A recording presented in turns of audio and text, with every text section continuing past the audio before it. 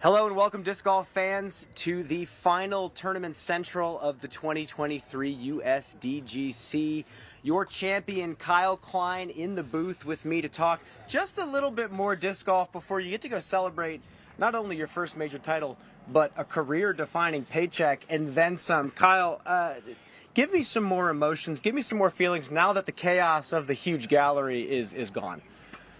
It's still a lot to process. I'm sitting here still letting it sink in a little bit, but I'm grateful I was able to be in this position. I talked to your dad. I met him in the crowd. I met Doug, and he was telling me that just not in a million years that he ever thought that a career in disc golf would be a thing for his son. But he said it wasn't a problem. He didn't really have to sell him on the sport.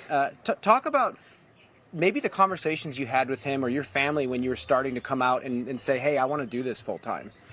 Yeah, I think it was more just I started playing like smaller or bigger B tier, smaller A tiers regionally, and once the restart hit with COVID in 2020, I kind of saw that as a perfect opportunity to kind of try my luck and see how it'd go out there. Well, let's talk about your kind of your rise to where you are now. I mean, you won AmNats in 2019. You've won some stuff on the NADGT. When you were a young kid, were you personally dreaming of becoming a Will Schustrick or a Dave Felberg or some of these players at the time that were shooting so well? In terms of them, I'm not no discredit to them, but I was I guess not knowledgeable enough to know who they were or like any of the top pros really. It was just kind of me playing and me throwing and paying attention to kind of me. I wasn't really keeping up with the current tournaments and the current players. Just passion for the sport, yeah. Straight up. Yeah. Well, your dad also told me that just naturally over time you've become such a more intelligent golfer. You've learned so much about the game since you committed your whole life to it. Maybe let's zoom in on this season alone. What do you feel like you've learned as just a golfer, a scorer using the flying disc as your tool? What have you learned? That I guess the biggest thing that comes to my mind is in certain situations like this, know your mistakes and know what the worst case scenario can be, especially coming on a stretch like this. Like I knew on 18, if I was going to go OB on my second shot or third shot, it's going to be as far up the hill as I can, not earlier on the corner. So it's about knowing your mistakes and knowing the miss. Well, let's zoom in on this tournament one more time. I mean, you had just a phenomenal day today. You looked almost invincible out there. When you're playing that good, the shots are coming out of your hand that clean, what does it feel like? What are you thinking about anything in those moments? Yeah, it's a weird feeling knowing that like I'm throwing all these shots that I've thrown all week and I'm executing them on the highest stage, but again, there's always a little part in your brain that's like, when is something going to go wrong? Something seems too good. Like I was like, this is going all too well, and it doesn't seem right, you know? Well, let's take a look at hole 5. I mean, you said it didn't seem like something was going right here, but what about this shot was scary to you? Throwing a 12 speed into a headwind on a little lower line on a super tight kind of angle, and I was like, that was another moment, like knowing my miss, so I'm going to go OB right at the basket, and I was prepared for that, but it got a nice check, and I was definitely surprised. Well, last question for you. You've had a long season. It's been a long season for everybody. I've heard the joke that a lot of players are just held together by duct tape at this point. What are you most proud of this season? I mean, obviously you get the major here, but what are you most proud of this season? Definitely my comeback from my injury. I was out for 2 months or so with something in my back. I never figured out what it was, but definitely that kind of got discouraged, got down. Just that I woke up every day and it would not get better no matter what I did. And then finally one day it something was right and I was able to throw again. And just the way I bounced back from that and came back and picked up right where I left off, if not stronger than I was. Well, clearly stronger. This is a career moment for you, Kyle. Congratulations. With that, folks, we're going to let Kyle go celebrate. We're going to leave you with an interview for the runner-up, Bradley Williams, who also had a fantastic week. Bradley, what about that round? How do you feel? Yeah, about the round. So I figured Kyle's one of my good friends, one of my favorite players to play with. He's got most of the shots, and he uses his brain out there and picks his battles. So I knew that he would step up when he needed to and play smart when he had to.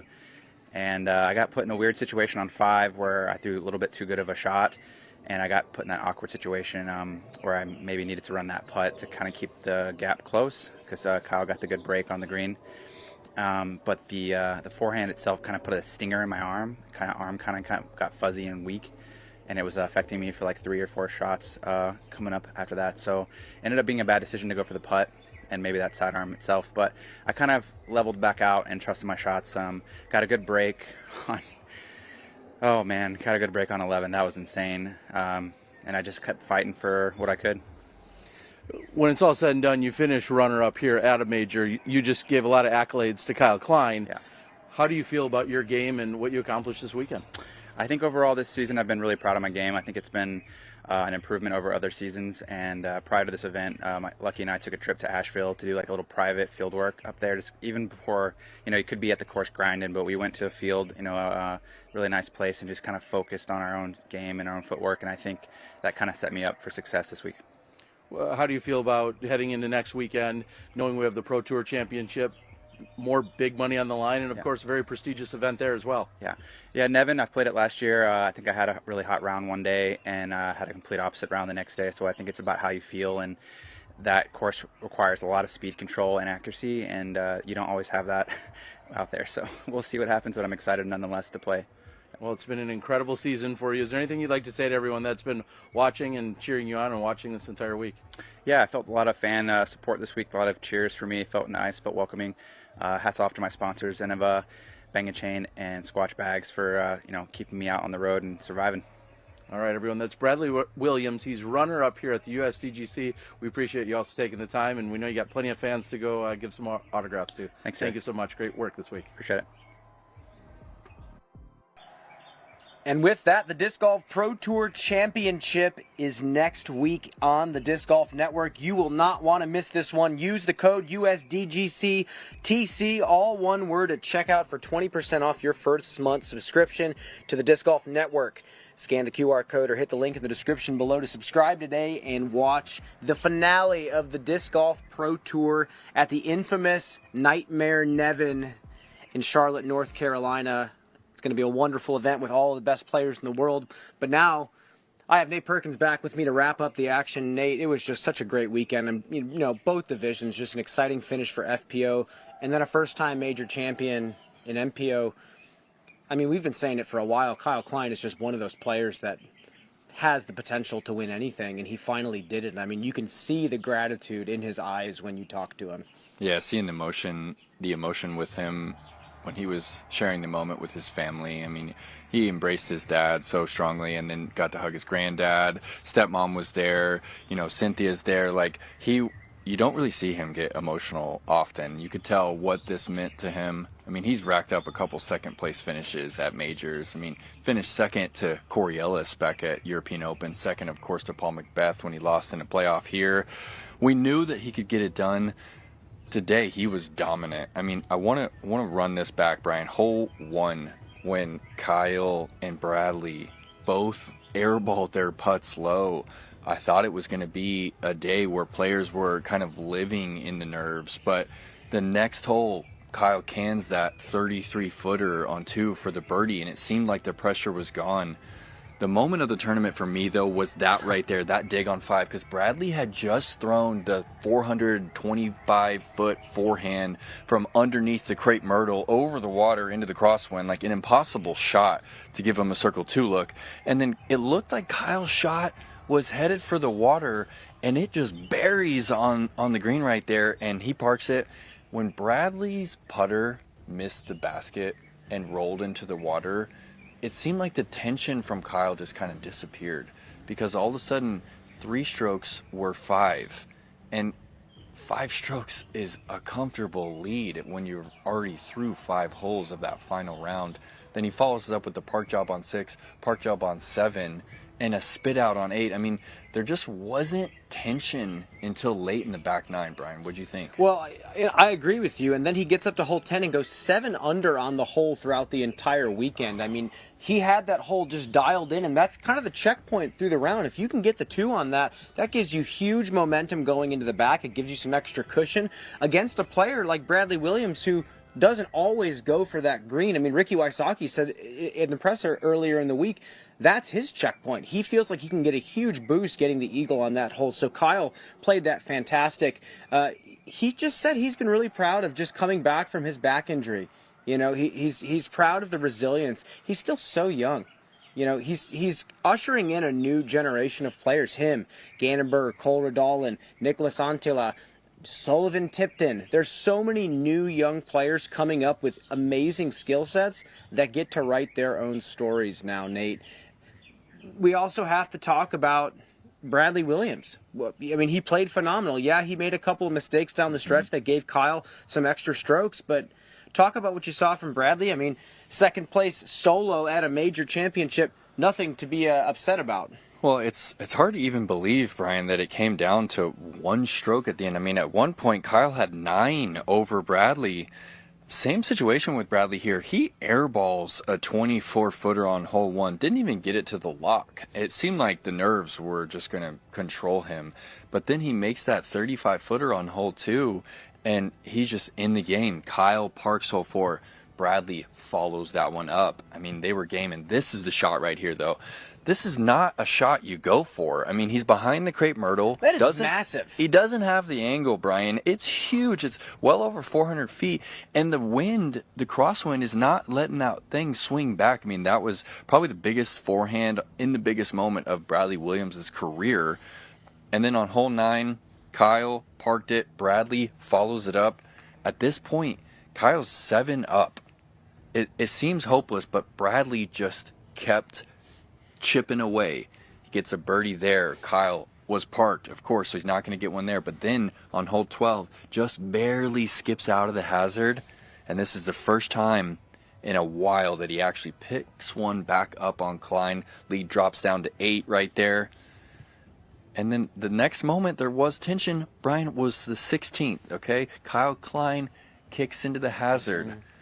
Bradley cashes that birdie for 2, so it goes from 7 strokes to 5 strokes with the 2 probably nerviest holes in disc golf left. The long walk to 17. Bradley puts it on the green, has a 35-footer. Kyle Klein, it's the first time I'm out there following the card that we really felt the tension. Like the crowd was gathering. There's 5 strokes, that's a lot, but if you miss the first tee shot on 17, things can unravel really quickly. Kyle took that stable approach disc and just played it out wide, and that was really the moment where it felt like he was still going to walk away with the victory. But then, Brian, what happened on 18? And Kyle triple bogeyed it.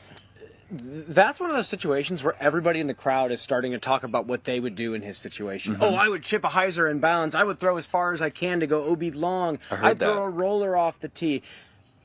You don't know what you would do with that pressure and this fake cushion. I mean, 5 strokes is good. 5 strokes is safe. But it's hard. It's like the day you propose to someone to marry you, Nate. You're always going to think, they might say no. They're going to say no. It's never a surefire bet. But Nate, he steps up, 5 strokes, goes out of bounds. What do you do next? You know, he goes out of bounds again. everybody starts to then really talk about what does he do in the second shot. Blood's boiling. Blood is boiling. Tension is rising. People are starting to believe that this might go to a playoff. And Nate, we're starting to do the math. It's possible. Yeah. Bradley throws a brilliant second shot with a driver up the fairway, fades left. I mean, it's easy to psych yourself out in that situation, but Kyle composed himself, threw a decent shot, laid up, got the victory.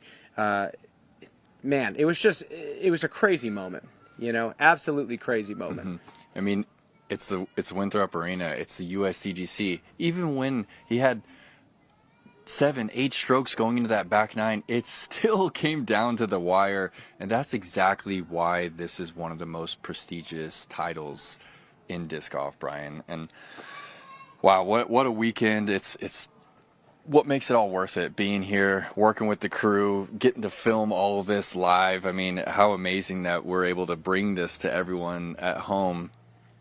Nate, we're going to wrap things up here for the MPO. We have to recap the FPO on the other side of this commercial break. A phenomenal finish there as well.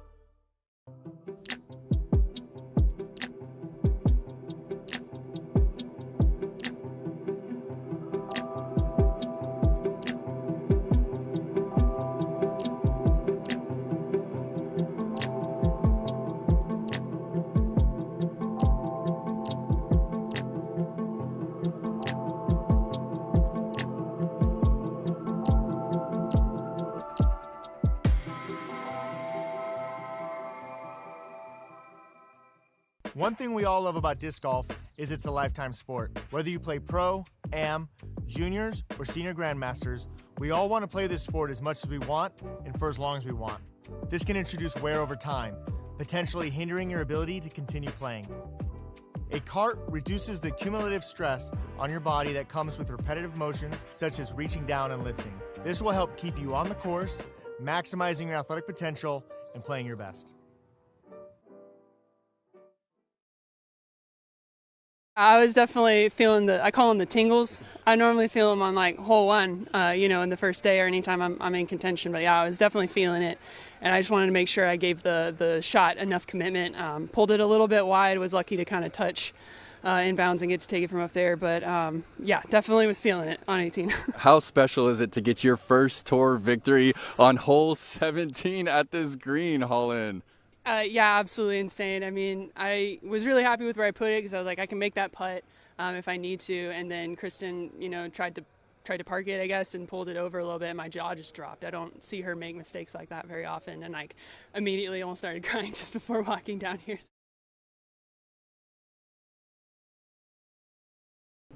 Well, Nate, it was an exciting finish. A two-hole playoff ends with Holland Hanley sticking the island and taking down her first big title of her career. What do you make of the performance? Incredible performance. I mean, 10 under for the first chase card victory for FPO in years, Brian, and we all knew Holland could do it. And those moments right there, I know you feel the same way. Those moments when you get to interview someone in a life-defining moment. I mean, talk about, disc golf career, but she's never going to forget that for the rest of her life when she's sharing that emotion with you. I mean, Holland and I are friends, and not everybody can win, but when the torch gets passed around just a little bit, and it's not Kristen Tatar this time, it's Holland Hanley, and it's a life-altering moment. I mean, Nate, you beat the best player in the world. Undisputed best player in the world. And it's not like they played terrible. I mean, Holland played phenomenal golf. She was resilient all week. She did exactly what she was supposed to do. I am so excited to see what the rest of her career looks like. I mean, she's in incredible condition. She hasn't dealt with any nagging injuries yet. It seems like she's bound to have a long career ahead of her. She still has 5 to 10 years left of playing this style of golf, maybe even more, Nate. I'm just so excited for her career to blossom and just continue to join the ranks of players winning at this level. It's really not just been the Kristen Tatar show. We've had more unique winners in FPO than ever before, and how can you not love that? So many different stories being written. FPL is leveling up, Brian. I mean, we've got a dozen plus people that could win any weekend. I know Kristen had this dominant season there at the majors, but I don't think that's going to be the case necessarily moving forward. I mean, Paige Pierce getting healthy for next season, and we have new stars on the scene. Eliezer Midling, Henna, Evelina got their putt back. I mean, Ella's in it, like Holland. Like, it's going to be an incredible 2024 season, and I'm here for it. And there's a handful of players that we haven't even mentioned, like you said, that are in the mix, have won or can win. And it's just, again, our game is evolving on all levels, and it's just been a treat to watch. We're going to send you off to dinner time, folks. It's time to eat some food with your friends and family. Brian Earhart, Nate Perkins, we're signing off. What a week it has been in Rock Hill, South Carolina. Until next time, we'll see you then.